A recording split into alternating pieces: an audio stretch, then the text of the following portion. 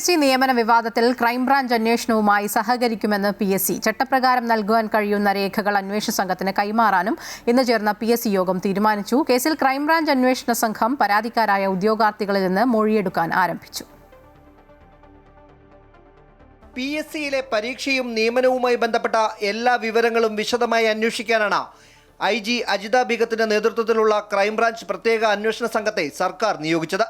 അന്വേഷണ സംഘത്തിന് ആവശ്യമായ രേഖകൾ PSCയിൽ നിന്ന് നൽകാൻ തയ്യാറാണെന്ന് PSC യോഗം തീരുമാനിച്ചു. രേഖകൾ കൈമാറുന്നതിൽ അംഗങ്ങൾക്കിടയിൽ വിരുദ്ധാഭിപ്രായം നിലനിന്ന സാഹചര്യത്തിലാണ് നിയമവശം പരിശോധിച്ച് യോഗം ചേർന്ന് തീരുമാനമെടുത്തത്. അന്വേഷണ സംഘത്തിന്റെ അപേക്ഷ ലഭിച്ചാലുടൻ ചട്ടപ്രകാരം നൽകാൻ കഴിയുന്ന എല്ലാ രേഖകളും നൽകും. PSCയുടെ നേതൃത്വത്തിൽ നടക്കുന്ന ആഭ്യന്തര വിജിലൻസ് അന്വേഷണവും തുടരും. രേഖകളും പരാതിക്കാരുടെ മൊഴിയും പരിശോധിച്ച ശേഷം FIR രജിസ്റ്റർ ചെയ്യാനാണ് SIT തീരുമാനം. ഇതുപ്രകാരം മൊഴിയെടുപ്പ് ആരംഭിച്ചിട്ടുണ്ട്.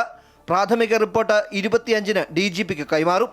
PSC ഇൻഫർമേഷൻ ഓഫീസർ, ആസൂത്രണ ബോർഡ് ചീഫ് ഓഫീസർ, KAS പരീക്ഷകളിൽ ക്രമക്കേടുകൾ നടന്നതായാണ് പരാതി. ADGP H വെങ്കടേശനാണ് അന്വേഷണത്തിന്റെ മേൽനോട്ട ചുമതല. അമൃത ന്യൂസ്, തിരുവനന്തപുരം.